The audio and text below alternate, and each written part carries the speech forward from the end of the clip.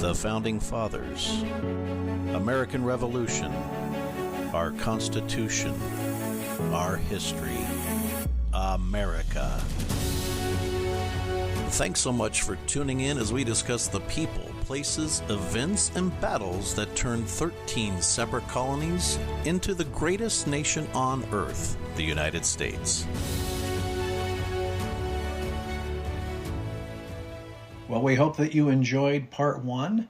Now let's pick it up and finish this amazing story about Henry Knox and the Knox Expedition with part two. So George Washington definitely liked, and he did have a lot of faith in Henry Knox, but let's be fair and realistic. George Washington really needed the cannons and artillery.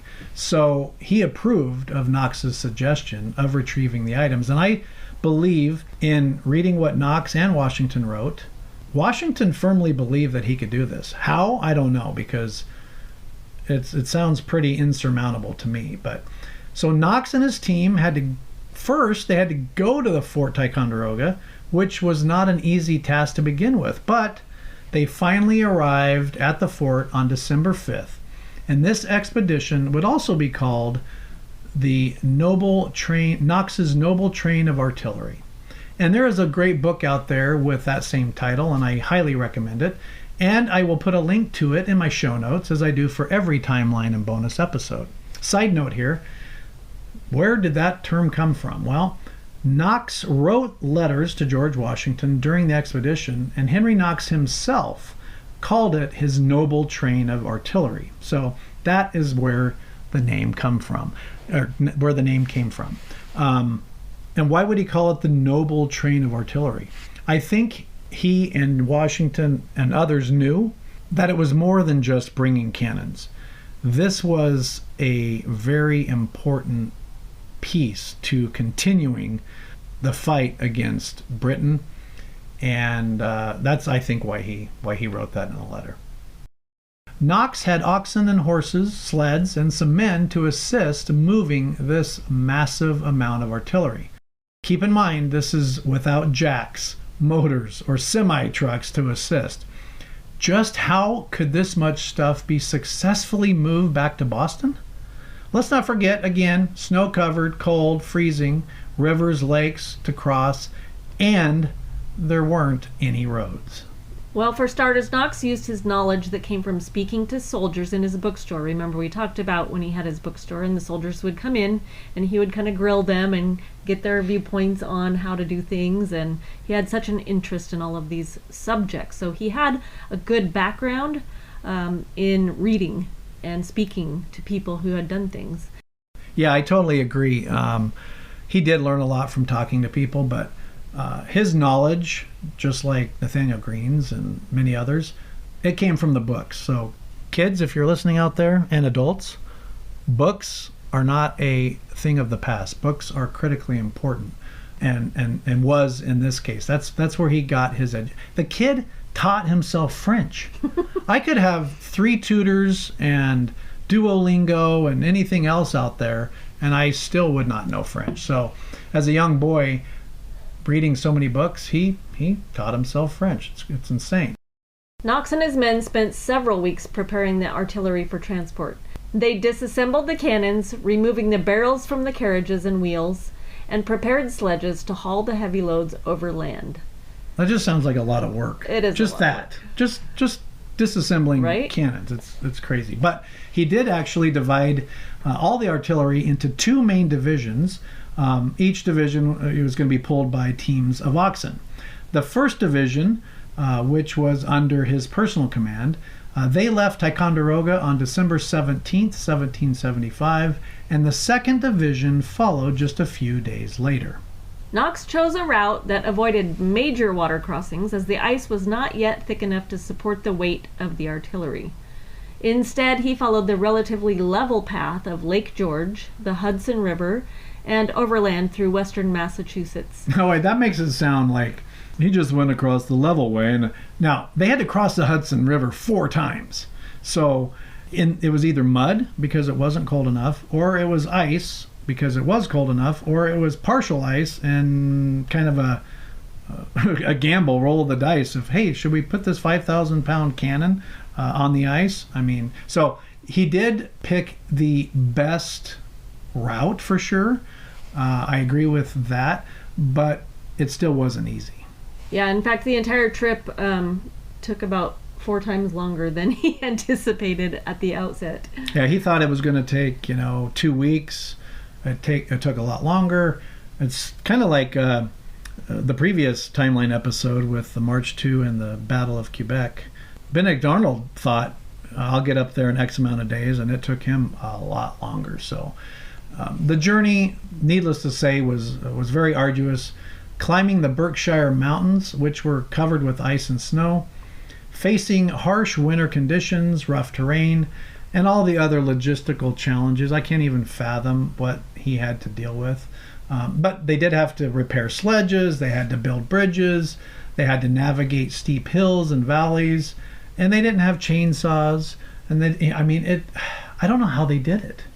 And, I guess people do what they can with what they have, and they don't know the difference. But us today, looking back, it's quite impressive. I mean, if you're going to Google more or visit the links that I put in the show notes for this, they talk about all of this like we are. But what they don't mention is these guys had to sleep at some point. They had to eat at some point. They couldn't just lay out a blanket and hope for the best in a blizzard. They had to build shelter. So every single time they stopped, they had to do all this, in addition to pulling 60 plus tons of artillery. It's just mind-boggling to me, because it's hard enough for me to imagine going up into the hills where I live in the winter and walking around it walking in it and around it for a few hours. But Knox and his team did this for almost 2 months. It's crazy. And let's not forget to mention that many had frostbite and many other injuries that hampered the men the entire trip. In fact, it got so bad with the frostbite that Knox actually had to get a wagon, and I don't have the exact number, but the wagon was full, and take them to a nearest town because so many people had frostbite. If you've never had frostbite, which I haven't, not a good thing to have, especially if you are stuck out in a winter wonderland. Once they reached Albany, Knox then used sleds to move the artillery, with ox and horse pulling them, and needed to get back to Boston fast, or perhaps the war effort could be lost. They were already behind schedule, so they were kind of trying to get there as quick as they could with all the obstacles that they had. The men who were going to supply the animals didn't. Of course not. Of course not. So obstacles like this happened a lot during this trip, but Knox overcame them. He secured animals and found solutions in order to continue. He was really determined to get this job done, and he did complete the task. So Knox and his team would accomplish this in 56 days, and during the entire trip they only lost 1 cannon, although there were several times that they had broken through the ice and sank in different rivers and streams and lakes and whatnot. So they were able to recover all of them except for 1, which is pretty amazing. This made me wonder, okay, you have 5,000 or 2,000 or 500-pound item, cannon, mortar, whatever. It goes through the ice and it goes to the bottom. I don't know how deep these rivers were. I don't know the lake depth. It doesn't matter if it's 5 feet or 500 feet, really, for me. But I wondered, how in the world would you get this item back up and on a sled and take with you? Well, did a little research, and he used pulleys and ropes. Before crossing over ice, each team of oxen and horse could quickly be removed from the artillery if it broke through. So he had 2 sets of rope, one on the item, the cannon, and one on the oxen. And so if it did break through, he would save the animals and retrieve the cannon later, because without the animals, you're not going to get this done. That was pretty smart for that reason, but that way it ensured that no men would be lost or be sunk to the bottom of a river. We don't want that, and I'm sure he didn't. I don't remember seeing in all of our research any deaths that happened. I can't imagine there weren't, but nobody mentions it. So No loss of life to the men or animals was very important to him. So they would also use the pulleys that were connected to the cannon itself, and they would wrap them around trees nearby and get a whole bunch of men, and they would pull it out and raise it out of the icy water and put it back on the sleds. Just dumbfounding. Again, like, oh, look, we have a 5,000-pound cannon at the bottom of the river. Let's hook up this pulley. What?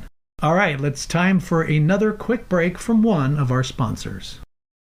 This episode is brought to you by Shopify. Upgrade your business with Shopify, home of the #1 checkout on the planet. Shop Pay boosts conversions up to 50%, meaning fewer carts going abandoned and more sales going cha-ching. So if you're into growing your business, get a commerce platform that's ready to sell wherever your customers are. Visit Shopify.com to upgrade your selling today. In a way, it ends where it begins. Very insightful. Thank you for sharing this Red Baron with us, Linda. It's so tasty, it makes me want to share something of my own.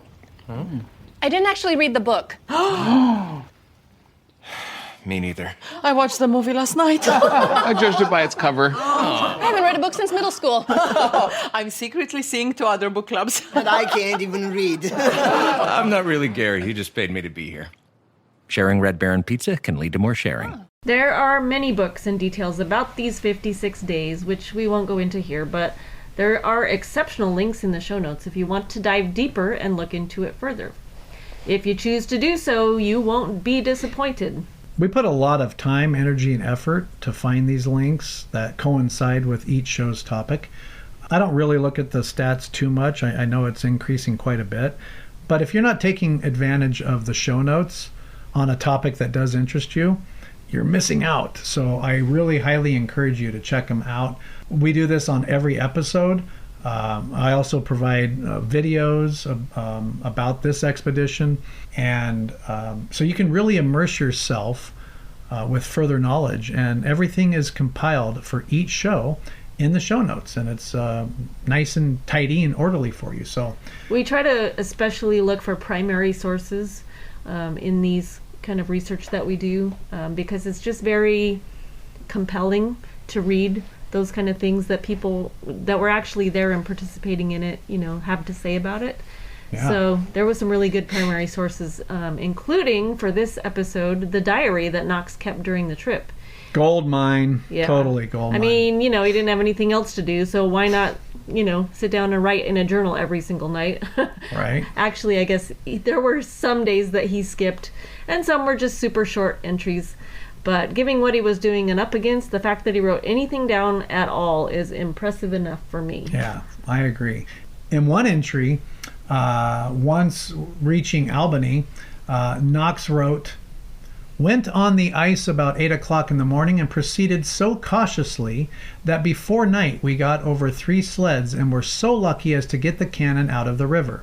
Owing to the assistance the good people of the city of Albany gave, in return for which we christened her the Albany." So here's an example of a cannon that went through the river, or broke through the ice, went to the river, got some help from the people that were living there, and once they got it out, he christened it the Albany. But I just think it's so cool to read what he wrote, and this is from his diary, and I do have a link to this. But Lisa, you want to read the second entry? Sure. It says, "In the morning we got about 2 miles when our horses tired and refused to go any farther. I was then obliged to undertake a very fatiguing march of about 2 miles in snow 3 feet deep through the woods, there being no beaten path. Got to Squire Fisher's, who politely gave me a fine breakfast and provided me with horses." It's these kind of details that really bring this kind of struggle to life, right? Can you imagine marching through 2 miles of snow, 3 feet deep? That's waist high. Have you ever They didn't have snowshoes. Listeners, have you ever walked through 3 feet of snow? You could walk 50 yards, and unless you're really, really in shape, you're probably going to be sweating, out of breath, your heart's pounding. If it were me, I'd probably be throwing up. And here it is. I was fatigued, but I had to walk 2 miles. So yeah, like Lisa said, it's these insights from the person himself or herself that really add to this. story in this expedition. The last entry that I'm going to read, I think, is really special. Here they are in brutal conditions, tired, doing backbreaking work, difficult tasks every minute of the day that they're awake, and yet Knox had time in this entry to see his situation different. This was from January 5th, 1776. I went up the Mohawk River about 7 miles and there crossed over on very weak ice, indeed for horses, and run down alongside the river until we came to the falls, so famous in this part of the continent and known by the name of the Cohoes Falls. Those stupendous falls, inferior to none save the grand one of Niagara, are formed by the whole body of the Mohawk River falling at one pitch from a perpendicular 80 feet. It is the most superb and affecting sight I ever saw. The river is about 400 or 500 yards wide, and at the time I saw it, it was about 9 o'clock in the morning when the beams of the sun reflected on the whole icy scene. Vast icicles, 20 feet long and 3 or 4 feet thick, hanging pendant from the neighboring rocks, which were formed from the rain and melted snow falling from the neighboring heights, and a very severe frost coming up, which arrested the water in its fall. This ornamented the scene in a very particular manner. The water falling from such height gave the water the look of milk. It looked like one vast torrent of milk pouring from a stupendous height. In its fall occasioned a very thick mist to arise, which looked like a shower of rain, and I was told that in summertime a perpetual rainbow was to be seen here. After having gazed and wondered for a long time, I returned to Albany about 12 miles from the admiring the stupendous works of nature, and not a little humbled by thoughts of my own insignificancy. That's beautiful to me. I mean, your thoughts on that? To be going through such a grueling hardship, working so hard to get that back for such an important cause, and he takes the time to just reflect on the beauty that he's seeing in this frozen water and the falls coming over the side of the mountain, and just to be able to pause and look at something like that and be humbled by it. I don't know, that's just really cool. Yeah, it is. I hope that you found that entry as powerful as I did. And as Lisa mentioned about the diary, I have a link to his actual diary that you can flip through digitally.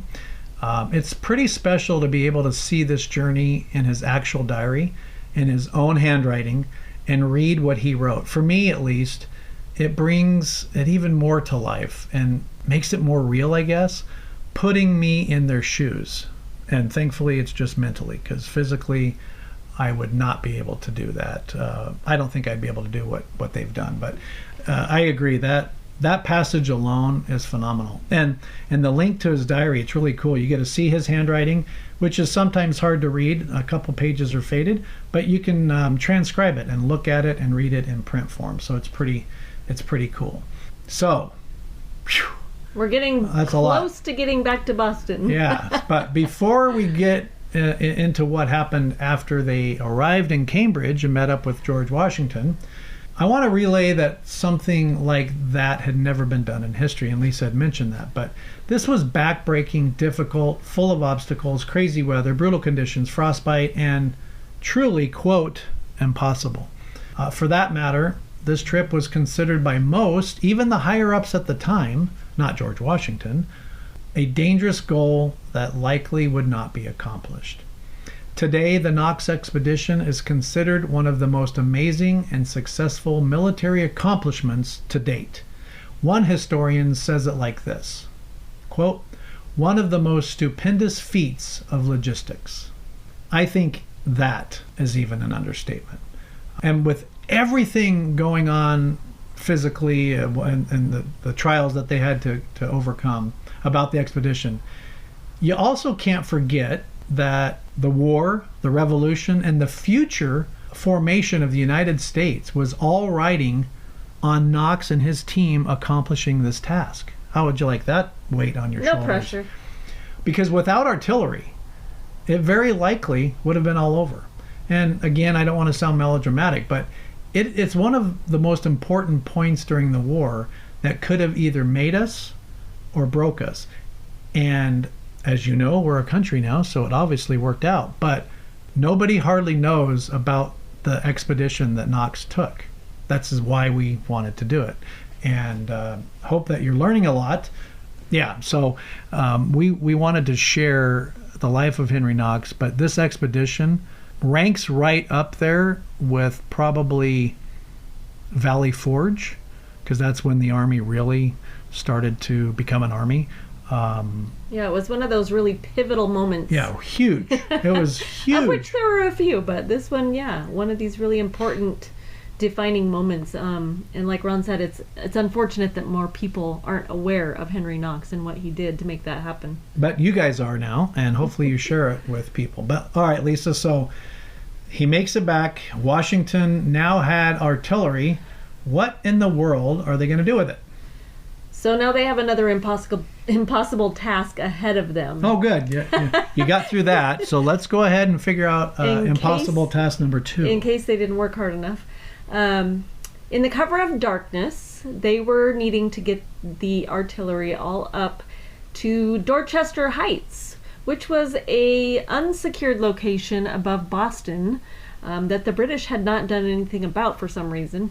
But we knew that Washington knew if they could get that artillery up there and surround the city, that they would have a chance of driving the British out of Boston.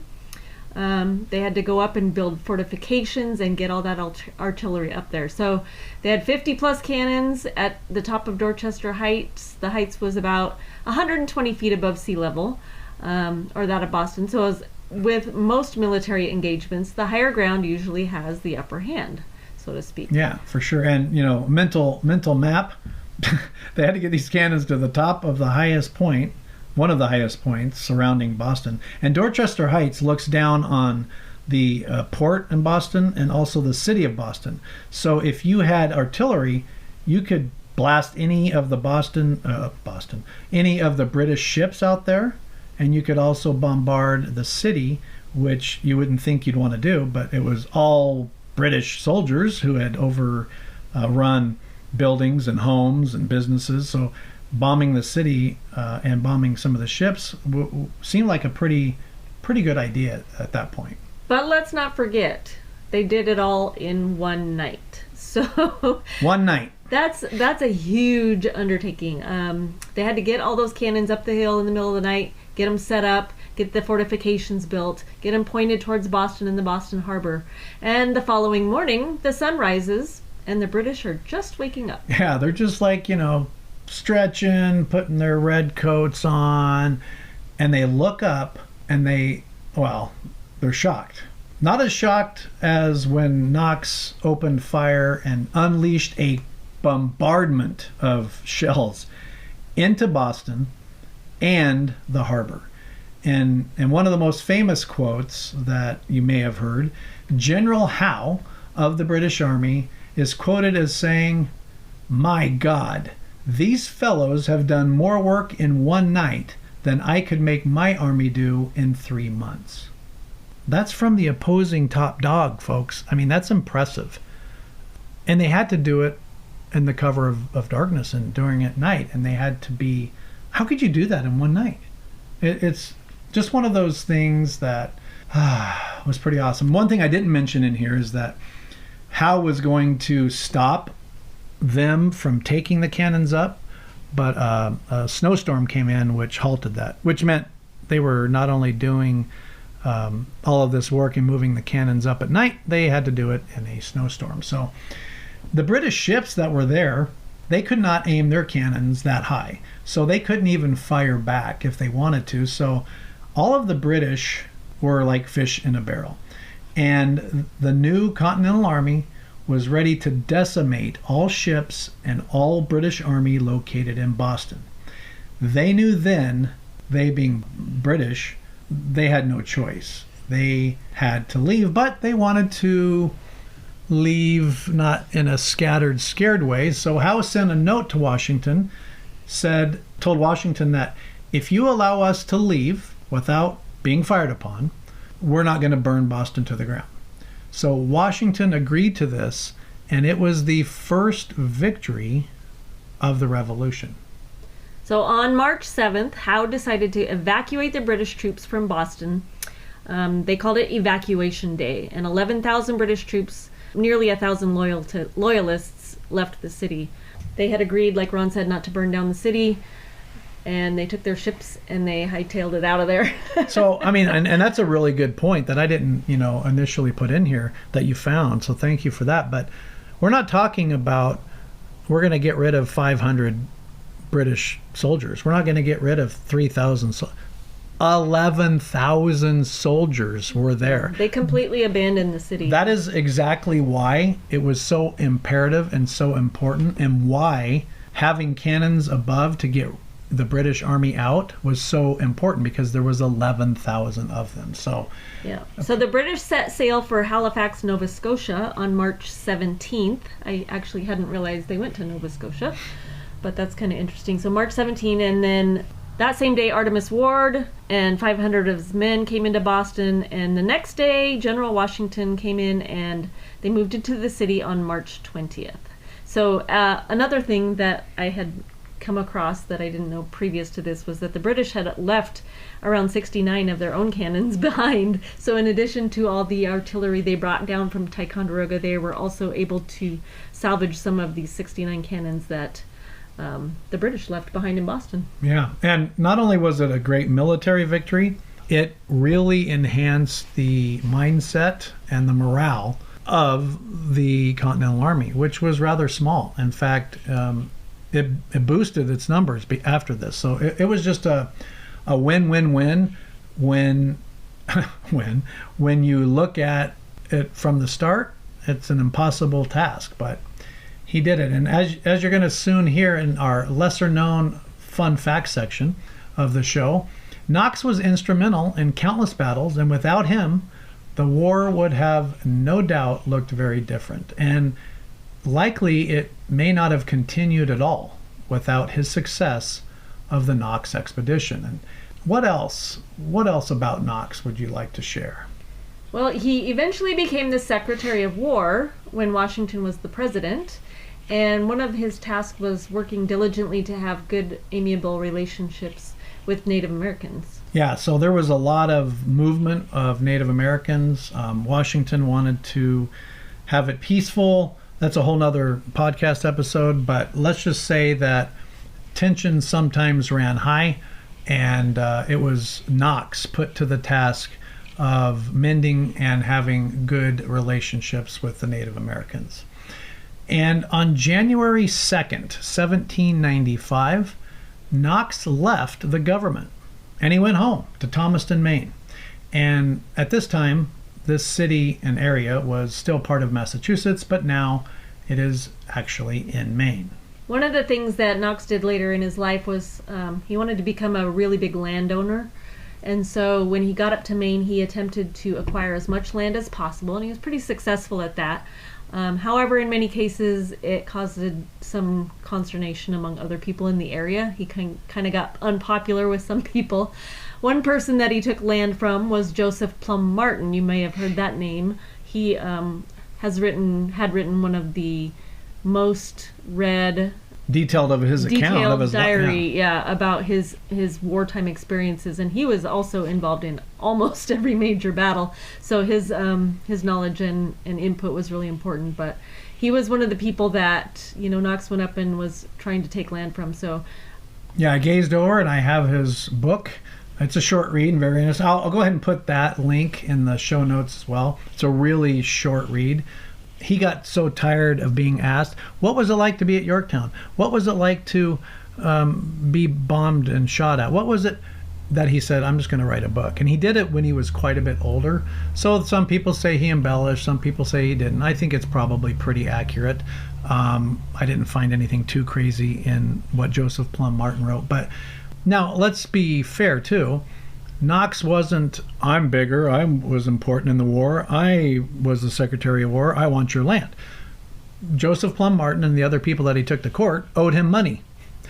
And since they couldn't pay, he said, I'll take your land.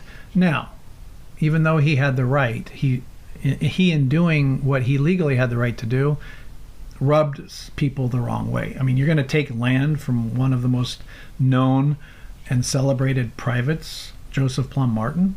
So maybe he made a mistake on that. But he was still, if you want to look at his character, even after the British looted and destroyed and took everything out of his bookstore, he had inventory of it, and he actually paid the people the bills that he owed back to London, where he ordered them from. So, like anybody, there's good things that people do, and sometimes bad things that happen. And I think Joseph Plum Martin was probably not a good call on his part, because he was so well known. But on October 22nd, 1806, Henry Knox was eating dinner, and he accidentally swallowed a chicken bone, which caused an infection, and died 3 nights later on October 25th at the age of 56.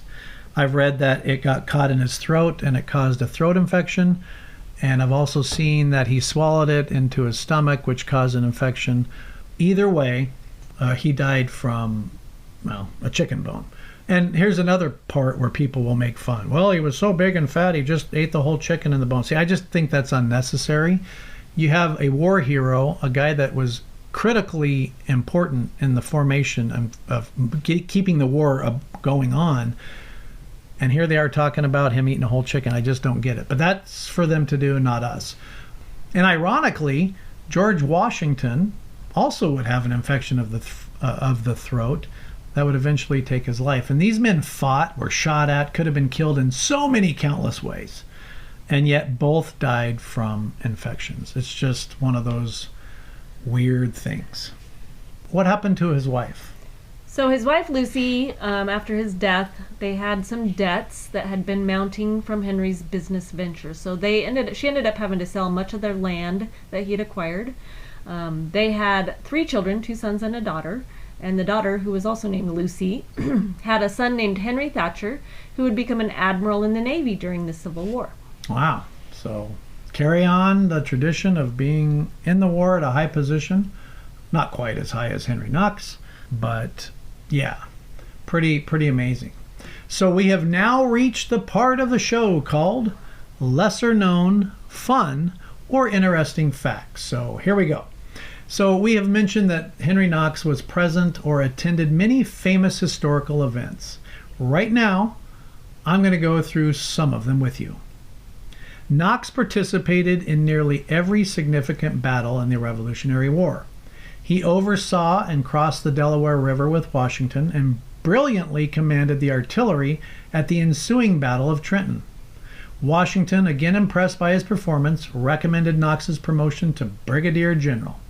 He later participated in the battles of Princeton, Brandywine, Germantown, and Monmouth. In 1780, this is an incredible story. It's just every rabbit hole, so I won't get too deep. But in 1780, Henry Knox sat on the court-martial of Major John Andre. That name ring a bell? John Andre was the British officer who had conspired with Benedict Arnold to gain British control of West Point. Knox further contributed to the Patriot cause by placing the artillery for Washington during the victorious siege of Yorktown, and soon after rose to the rank of Major General. You might know that Fort Knox is named after Henry Knox. Probably that's most people's exposure to the name Knox. And, hey, I didn't even think of this, but we have 2 German Shepherds. One of our German Shepherds, we named him Knox because of Henry Knox. There are 9 cities and counties named after Knox. And George Washington and Henry Knox became very close friends. Washington relied on him completely during the Revolution. As we heard earlier, he was involved in almost every major battle in some way. I mean, when you read some of the letters that Washington and Knox wrote back to each other, and some of the orders that Washington gave, he relied on Henry Knox so much. In fact, I think Knox might have been the most heavily relied upon person that George Washington needed. Just so time after time after time. So anyway, there you have the story of the Knox Expedition and how important Henry Knox was. And I really hope that you share this with people, because I think it's just an incredible story. It's a story that allowed us to continue the war, and it made a huge impact. It might have been the most important determining factor in the formation of the United States. I also want to give you a sneak peek into my next bonus episode, as it came from a faithful listener, and his name is Shane. Shane is a sergeant in the 2nd Continental Marines, and he asked to learn more about John Paul Jones. Shane, thank you so much for your service, and as requested, my next bonus episode, I will be talking about the father of the American Navy, as John Paul Jones is commonly called. Jones really had an incredible life, one filled with triumphs and some pretty bad accusations and some pretty massive issues. But watch out for the next bonus episode to learn all about him. And thanks so much, Shane, for emailing me with your request that I'm going to honor, and I'll get that out as soon as I can. Please consider doing a review of the podcast if you have a minute, because that's all the time it takes. And the more reviews it receives, the easier it is for people to find it. And if you want to help out financially, you can become a monthly supporter or make a one-time donation. You can do this at patriotpowerpodcast.com and click on Support Podcast. Lastly, please check out the show notes for this episode and all previous episodes. I want you to enjoy the videos, links, and book recommendations that are neatly organized and compiled for you. It's just an amazing bunch of resources prepared just for you. Thanks for listening, and hope that you tune in next time with us here at the Patriot Power Podcast. Make sure that you hit subscribe so you'll get notified when our new episodes are available for you. And we hope that you check out our websites, which include our show notes, links, documents, and more at patriotpowerpodcast.com or ilovegeorgewashington.com. Until next time, hope that you and your family have a blessed week. And remember, be safe and tell a veteran thanks for their service.